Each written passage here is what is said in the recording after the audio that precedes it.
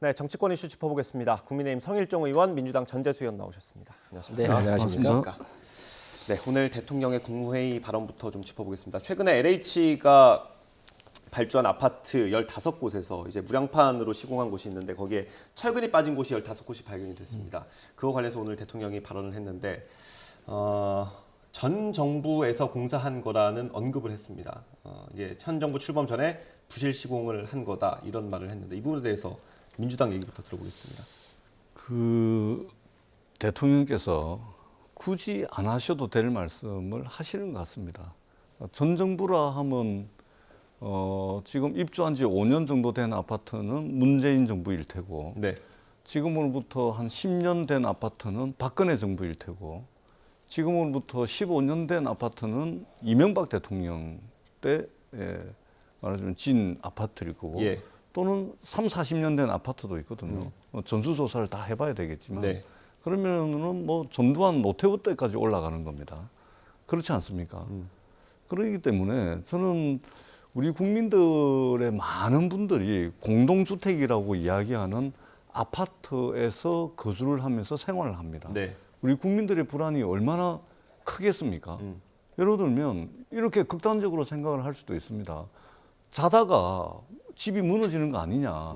이런 이제 극단적인 불안감을 느끼는 국민들이 실제 있을 수도 있습니다. 저도 당장 부산에 제가 지금 살고 있는 집이 이게 철근이 지금 몇 개가 빠졌는데 저도 불안하거든요. 네. 근데 이렇게 불안한 국민들의 마음을 좀 안심시키고, 그리고 종국적으로 이러한 문제점들이 생겨나지 않도록, 반복되지 않도록 정부가 어떤 대책을 마련하고 불안해하는 국민들의 불안한 마음을 좀 누그러뜨릴 수 있는 그런 믿음직스럽고 듬직한 정부의 네. 모습을 보여줘야 되는데 이것조차도 나하고는 상관없어. 전 정부에서 한 거야.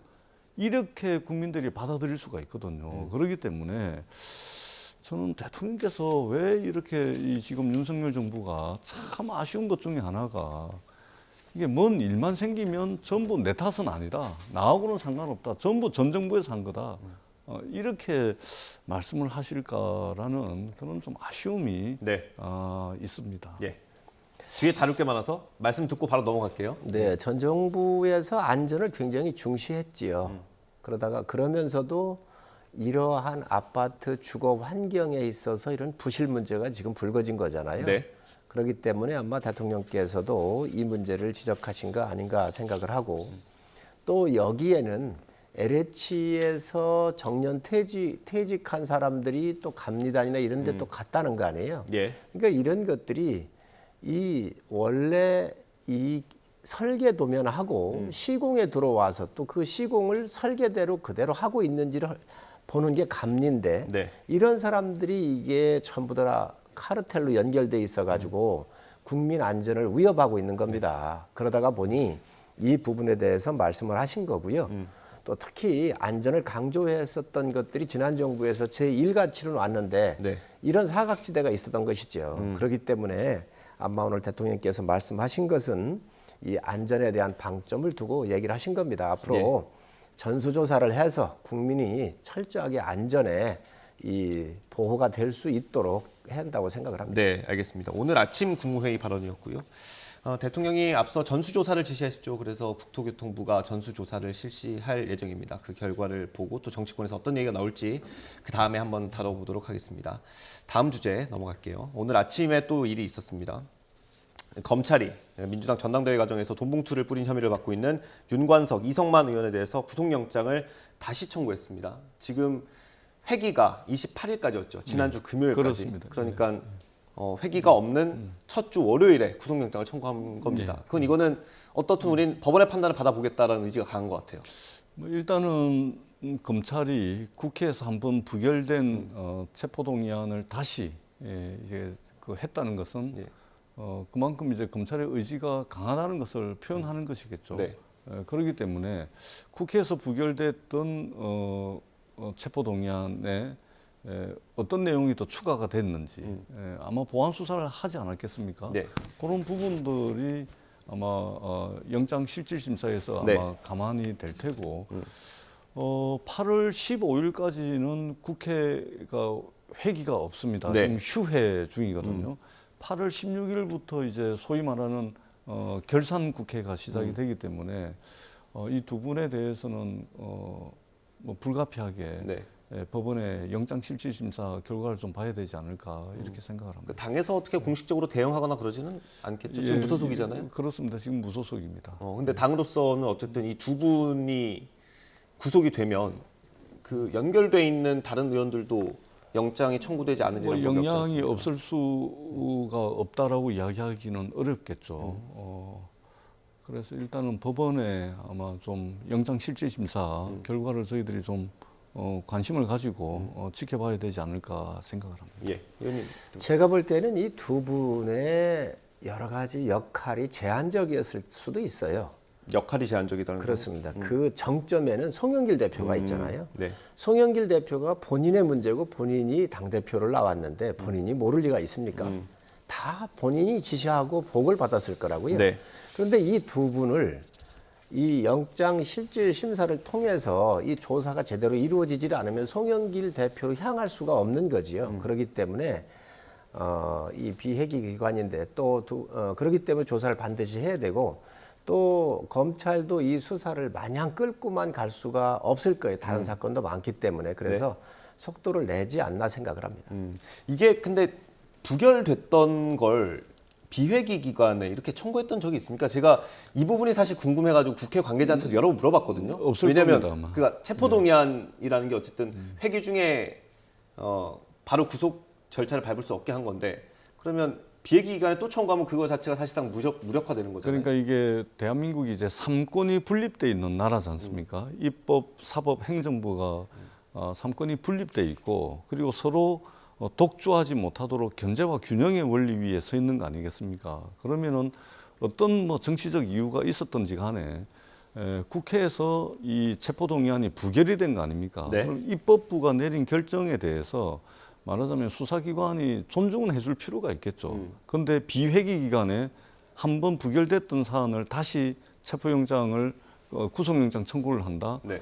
이런 측면에서 삼권 분립의 취지에 좀 어긋난다라는 네. 말씀을 드릴 수가 있겠고 그리고 또 한 가지는 사실은 지금 검찰이 윤석열 정부가 기획재정부를 통해서 실적과 성과를 내겠습니까? 아니면 산자부, 노동부, 환경부, 대통령실이 나서서 또는 국무총리가 나서서 윤석열 정부의 실적과 성과를 내겠습니까? 지금 실적과 성과를 내고 있지 못하지 않습니까? 네. 더더구나 내년 총선을 앞두고서 중앙선거관리위원회 사무총장을 대통령의 같은 과, 같은 친구, 같은 동기를 사무총장에 앉히고 또 이동관 많은 언론인들과 많은 국민들이 걱정스럽고 우려스러운 눈으로 보내고 있는 이동관 방통위원장을 보내가지고 선거를 앞두고서 방송을 장악하려고 하는 그런 이제 의도를 내보이고 있고 이런 측면에서 볼 때 결국은 검찰권 안의 행사를 통해 가지고 정치적으로 경쟁하는 야당을 말하자면 어떻게 좀 흠집을 내려고 하는 그런 네. 이제 검찰공화국적 측면에서 검찰권을 좀 남용하는 거 아니냐 이런 예. 이제 일각의 우려들이 많이 있습니다. 그런 측면에서 보자면 사실은 검찰의 오늘 이제 구속영장 재청구 문제는 사실은 그런 측면에서 상당히 좀 비판의 소지가 있다 이렇게도 저희들이 봅니다. 그 부분은 어떻습니까? 상권 분립을 제대로 이거를 기능을 못하게 무력화시킨 게 민주당이에요. 아니 본인들이 당당하고 문제가 없으면 법원에 가가지고 법원의 판단을 받는 게 곧 상권 분립 정신에 부합하는 거잖아요. 그런데 법원도 못 가게 입법부에서 가지 못하게 이재명 대표 보호하기 위해서 방탄을 한 거잖아요. 네. 이거에 대해서 상권 분립 정신을 얘기해서는 안 된다. 그리고 이 검찰이 예를 들어서 상당히 문제가 있는 수사를 했다 그러면 법원에서 기각이 됩니다. 지금 기각된 거 많이 있잖아요. 네. 왜 그걸 두려워하는지 모르겠어요. 이거는 당연히 입법부가 하면 안 되는 일을 자연스럽게 해놓은 겁니다. 지금 네. 거대 의석을 가지고 민주당이. 그래서 상권 분립 위반을 한 것이 거대 제1야당인 민주당이 한 겁니다. 그렇기 때문에 이 기간에 비회기 기간에 검찰이 법원의 판단을 받아야 되겠다라고 해서 올린 거 아니겠습니까? 네. 그렇기 때문에 당당하면 가서 전 받는 게 오히려 민주당에 도움이 될 거라고 생각을 합니다. 예. 제가 그 근본적이고 근원적인 문제 의식을 저희들이 가지고 있는데 그것이 뭐냐면 죄가 있으면 벌을 받아야 되죠. 혐의가 있으면 수사를 받아야 되겠죠. 그런데 죄가 있으면 벌 받고 혐의가 있으면 수사를 받아야 되는데 이것을 행사하는 검찰권이 네. 과연 공평무사하고 말하자면 공정하게 엄격한 잣대로 진행이 되고 있냐, 행사가 되고 있냐, 네. 이러한 문제의식을 저희들이 가지고 있는 것이죠. 왜 그러냐면 한번 보십시오. 윤석열 대통령께서 대선 대통령 선거 기간 중에 선거법상의 허위사실 이야기해가지고 했는데 기소도 안 됩니다. 그다음에 김건희 여사 허위 이력, 허위 경력, 또 이력과 경력을 부풀려가지고 대국민 사과까지 했음에도 불구하고 이것은 사문서 위조 사문서 행사, 업무 방해 이런 이제 형사법 그 위반의 소지가 있지 않습니까? 네. 조사도 안 합니다. 도이치모터스 주가 조작과 관련해가지고 수사도 안 합니다. 공영지구 수사도 안 합니다. 장모 사기를 오히려 당했다 그랬는데 오히려 재질이 아주 좋지 않은 사기죄로 재질이 아주 좋지 않은 범법 행위를 통해 가지고 구속이 됐는데도 언급도 안 합니다. 그러니까 어떤 사안에 대해서는 굉장히 엄격한 기준과 잣대를 적용해 가지고 영장 청구하고 수사하고 압수수색하고 이렇게 하고 있는데 네. 또 자신들과 관련된 문제는 전혀 수사가 안 되고 있거든요. 자, 이것을 지켜보는 국민들이 과연 이게 검찰 권한의 행사가 검찰 수사가 공정하냐라는 문제 제기를 당연히 할 수밖에 없는 것이죠. 네. 이런 부분에 대해서 대통령, 그 집권 여당이 답을 해야 되는 겁니다. 네. 그러지 않으면 검찰의 수사가 공정하다라고 생각하는 국민들이 그렇게 많지 않을 겁니다. 분명히 말씀드리지만 죄가 있으면 벌을 받아야 되고 혐의가 있으면 수사를 받아야 됩니다. 다만 같은 기준과 잣대를 적용해야 된다. 이 말씀을 드리는 것입니다. 네. 지금 잘못하면 우리 전 의원님 가짜 뉴스 만들 수도 있어요. 네. 도이치모터스를 비롯해서 여러 가지 다 수사했잖아요. 네. 문재인 검찰 때 그거 다 알면서도 일부 안 했다는 게 전번에 뉴스에서 또 나왔잖아요. 그래서 잘못하면 정말 가짜 뉴스가 될 수 있습니다. 네. 공평하냐 안 하냐, 문제가 있느냐 안 하냐, 이 판단 법원이 하는 겁니다. 네. 그렇기 때문에 법원을 가야 돼요. 이거를 민주당이 방탄으로 막은 거는 입이 10개라도 할 말이 없는 거예요. 그래서 아마 검찰은 속도도 내야 되고 마무리해야 되기 때문에 네. 또 송영길 대표를 불러야 될 거 아니겠습니까? 예. 그러니 이 관문을 통과할 수밖에 없지요. 다시 또 회기 기간에 나가면 또 방탄할 거 아닙니까? 그러면 이걸 영원히 일당으로 있는 이상 못 할 거예요. 이걸 정치적으로 해결할 문제가 아닙니다.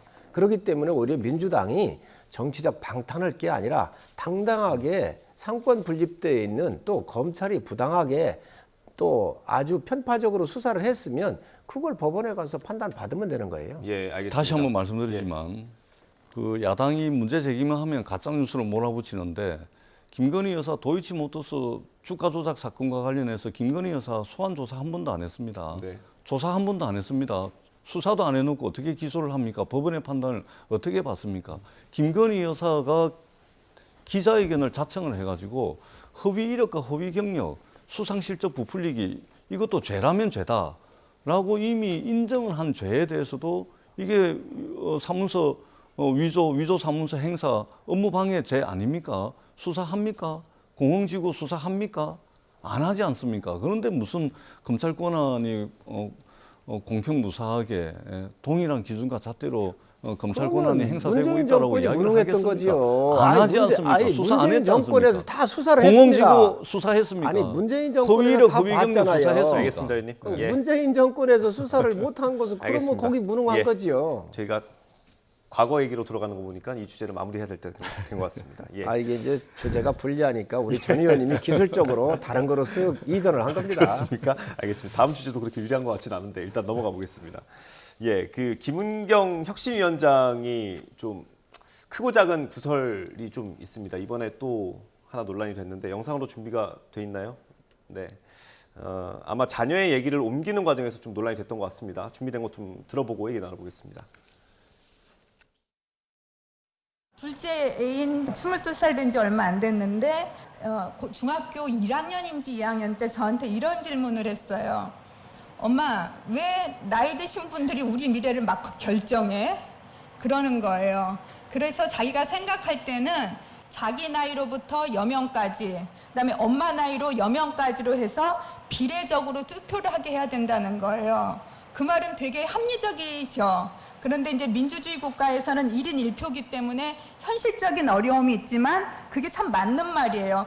우리들의 미래가 훨씬 더 긴데 왜 미래가 짧은 분들이 똑같이 1대1 표결을 하냐는 거죠. 투표권을. 되게 합리적이지만 민주주의 국가에서는 1인에게 1표를 주는 선거권이 있으니까 하늘 수가 없는 거라는 이야기를 했어요.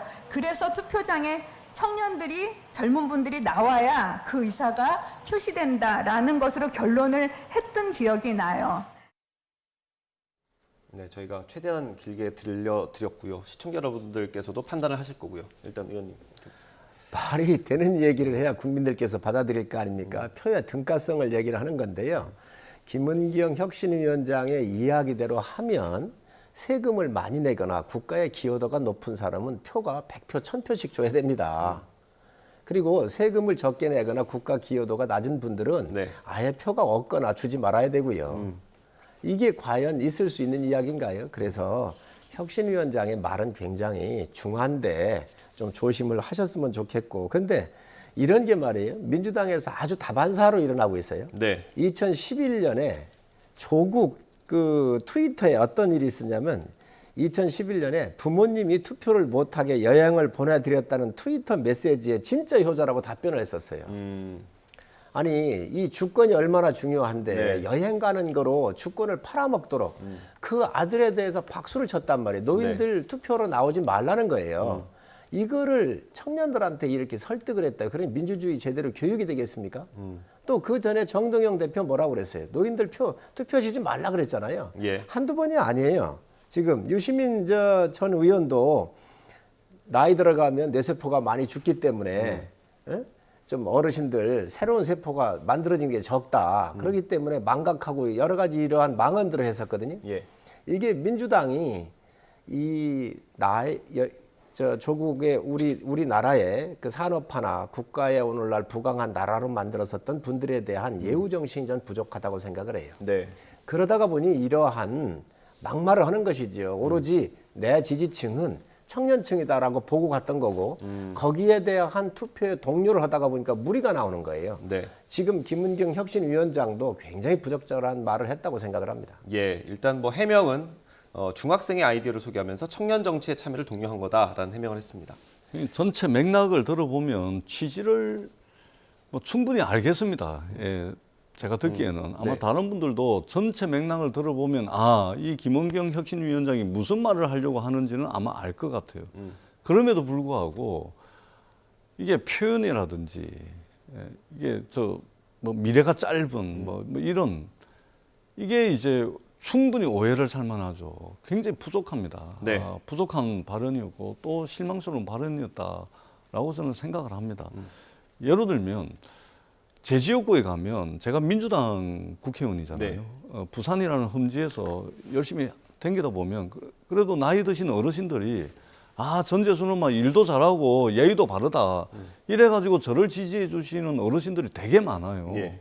근데 지금 김은경 혁신위원장 이야기를 이렇게 좀 비판적으로 받아들이면 이 나이 드신 분들을 어떻게 보면은 좀 폄훼하는 이렇게 들리거든요. 네. 그렇기 때문에 민주당을 지지해 주시는 어르신들에 대한 예의도 아니고 그리고 굳이 표현을 이렇게 해야 되겠냐. 그러니까 어떤 이분이 정치하시는 분이 아니다 보니까 이제 대학 교수잖아요. 네. 그러다 보니까 어떤 정치적 메시지와 정치적 발언 이런 것을 표출하고 표현하는 데 있어서 되게 서투른 것 같아요. 아니 젊은 청년들이 투표 많이 해야 된다. 자신의 정치적 의사 표현을 적극적으로 해야 된다라고 이야기하면 될 것을 중학교 2학년짜리 아이 사례를 들어가면서 이렇게 오해를 불러일으킬 만한 표현을 쓴단 말입니다. 그런 측면에서 되게 부족하고 참 많이 아쉽다. 네. 그리고 이번이 또 처음이 아니에요. 예. 지금 벌써 몇 번째입니다. 그런 차원에서 정말 좀 발언 좀 신중하게 하시라라는 말씀을 꼭 좀 드리고 싶습니다. 처음이 아니라고 하셔가지고 하나 더 소개를 해드리면 초선 의원들을 코로나19로 학력 저하 겪는 학생에 비유했던 적도 있습니다. 정당의 혁신은 정당을 알고 정치를 아는 분이 해야잖아요. 그런데 이재명 대표는 본인 보호를 위한 보호 혁신을 위해서 이런 분 모셔오다가 보니까 사고가 나는 것이지요. 네. 지금 민주당의 혁신 대상은 이재명 대표예요. 이재명 대표가 사퇴를 하거나 네. 이 부분을 정리를 하고 정말 정치를 아는 분 모셔와 달라고 의원들한테 부탁을 하면 이런 사고가 안 날 거예요. 예. 아마 여기에는 이 혁신 속에는 혁신이 아니라 이재명 방탄을 위한 이 인선을 하다 보니 이런 문제가 생긴 예. 겁니다. 뭐 여당은 물론이고요. 당 내에서도 사실 혁신위 자체에 대한 비판이 많은 상황에서 혁신위원장이 이렇게 여러 발언으로 논란이 되니까 이 혁신위가 제 기능을 할 수 있냐, 뭐 존립에도 조금 영향이 있지 않을까 싶은데요. 이미 그 당내 정치적 동력, 정치적 에너지라고 할까요? 이런 것들이 상당히 소진된 것으로 저희들이 평가를 합니다. 그것도 그럴 수밖에 없는 것이 애초에 이 혁신위원회가 출범을 할 때 당내에서 혁신위원회가 가지는 권한과 책임이 어디까지냐, 무슨 일을 할 수 있냐, 이것에 대한 광범위한 공감대가 없었습니다. 네. 거기다가 출범을 하고 난 뒤에 혁신위원회가 과연 무슨 일을 할 것인지 이 부분에 대한 그 일정한 합의도 없었습니다. 그러다 보니까 태생적 한계도 있죠. 그런 상태에서 출발해가지고 무엇을 해야 될지 방향도 제대로 안 정해졌죠. 거기다가 또 이 혁신위원장 개인의 어떤 정치적 역량의 문제까지 이게 엎친 데 덮친 격으로 되다 보니까 사실은 지금 당에서 어떤 혁신과 관련된 정치적 동력 이런 것들이 상당히 지금 소진이 되고 그리고 활동 시한을 정기국회 전까지로 한정이 돼 있거든요. 네. 그렇기 때문에 뭐 장정이라고 하더라고요. 예, 네. 그래서 뭐 정기국회 전까지는 몇 주 안 남은 거 아니에요? 그러니까 이제 한 달 정도밖에 안 남았죠. 9월 1일 날 정기국회가 시작이 되기 때문에 그래서 이제 시간도 얼마 안 남았고 정치적 동력이 또 상당히 좀 떨어진 상태고 좀 아쉽긴 하지만 네. 이렇게 평가는 좀 이제 좀 가혹하게 할 수밖에 없는 상황이다. 혁신은 전 국민을 대상으로 해서 당이 살아날 수 있는 새로운 길을 모색하는 거잖아요. 네. 그런데 김은경 혁신위원장은 지금 갈라치기를 하고 있는 거예요. 표를 얻는데 젊은 층을 받으려고 그러는데 요즘 젊은 2030 세대들이요. 부모님에 대한 존경심 또 위대한 이 대한민국에 대한 세계의 12 강국에 대한 이런 자부심들이 크잖아요. 네. 아니 요즘 젊은 우리 2030들 다 배낭 메고 해외여행 다 갑니다. 네.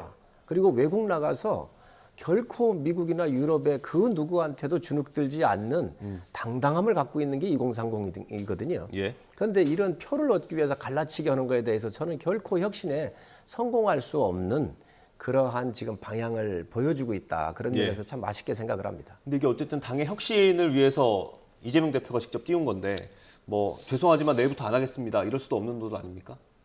어떤 출구 전략이 있어야 될 거 아니에요. 뭐 어차피 한 달 남았습니다. 예. 예. 한 달 중에 이제 오래 하십시오. 예, 9월 1일까지니까 예. 어차피 8월 15일까지는 사실상 이제 국회도 없습니다. 그리고 또 휴가 시즌이고 그렇기 때문에 뭐 또 인위적으로 뭐 활동 시한이 남아 있는데 그 활동을 종료한다든지 그것도 또 다른 이제 논란거리를 만들 수 있기 때문에 네.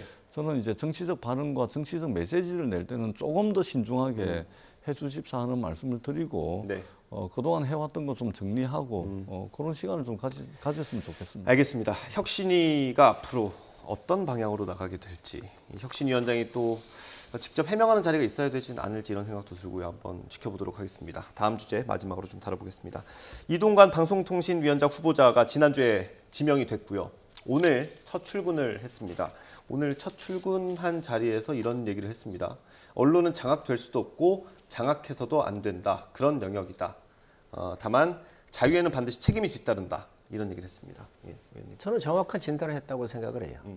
지금 민주당이 이동관 후보자를 뭐 그 방송 탄압위원장 이렇게 이름을 붙이는 것 같아요. 네.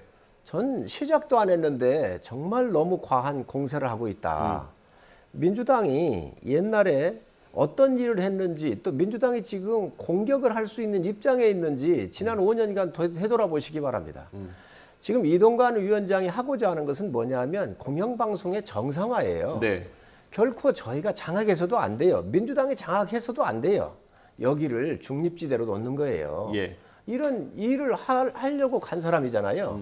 그런데 이거 시작도 안 했는데 지금 방송 탄압, 아니 이동관 위원장이 언제 방송 탄압을 해가지고 방송 탄압 위원장이라고 이렇게 지금 아주 딱지를 붙이는 거죠. 네. 저는 아주 저 민주당의 고약한 지금 정치가 지금 재발되고 있다고 생각을 합니다. 이 발언도 소개를 하나 해드릴게요. 그래픽이 아까 있었는데 어떤 정당이나 과거 선전 선동을 굉장히 능수능란하게 했던 공산당의 신문이나 방송을 언론이라고 하지 않는다. 그래서 기자들이 물었어요. 이게 공산당 기관지 같은 언론이 있다는 거냐. 그랬더니 국민들이 판단하실 거다. 라는 얘기를 했습니다. 이건 뭐 지금 언론이 많이 기울어져 있다라고 판단하는 것 같습니다. 그러니까 이게 지금 현재 언론계에 종사하는 현업에 종사하는 모든 언론인 단체들이 7개 언론인 단체죠. 한국기자협회, PD협회, 영상기자협회 등등 해가지고 모든 현업에 종사하는 언론 단체들이 전부 반대를 하는 거 아닙니까? 굉장히 위험한 인식인 것이죠. 근데 이게 처음이 아니에요. 예를 들면 이동관 지금 내정자가 방송통신위원회 내정자가 2009년도 6월 달에 청와대에 있을 때 이명박 정부 청와대에 있을 때 브리핑한 거를 보면 예. 이 언론에 대해서 어떻게 이야기를 하냐면 정부를 비판하는 언론에 대해서 음주운전자에게 차를 맡긴 것과 같아. 자신은 바르게 간다고 생각하지만 사실은 비틀거린다. 이런 식으로 또 언론을 비하하는 발언도 이미 한 15년 전에 했죠. 그리고 오늘 이 출근하는 길에 이 공산당 신문과 공산당 방송을 이야기합니다. 대한민국에 공산당 신문과 방송이 있습니까? 이 이야기는 곧 뭐냐면 윤석열 정부와 자신의 문제에 대해서 비판적인 언론을 그냥 공산당 신문이고 공산당 방송으로 치부해버리는 겁니다. 굉장히 걱정을 하지 않을 수 없는 언론에 대한 인식이라는 말씀을 드리고요. 윤석열 정부에서 이렇게 사람이 없습니까? 아니 이렇게 사람이 없어요. 제가 좀 추천해 드릴까요, 의원님? 아니 저한테 말씀하십시오. 제가 추천해 드릴게요. 아니 이렇게 사람이 없습니까? 문재인 정부는 저 노무현 정부 때 사람 안 썼습니까? 아니 그러니까 15년 전에 이미 이명박 정부 때 이미 국민적 평가가 다 끝이 난 분, 더더구나 무슨 방송 장악을 했냐 이렇게 말씀을 하시지만 제가 좀 말씀을 드릴게요. 자, 이동관 방통위원장 후보자가 이명박 정부 때 방송을 장악하고 방송을 사찰하려고 했다라는 의혹들이 상당 부분 많이 있고, 그리고 그 중에는 국정원 사찰 문건을 통해서 사실로 밝혀진 부분도 있습니다. 예를 들면 대규모 언론인들 해직이 있었죠. KBS 사장 해임건이 있었죠. PD수첩 제작진을 구속 수사한 적도 있었죠.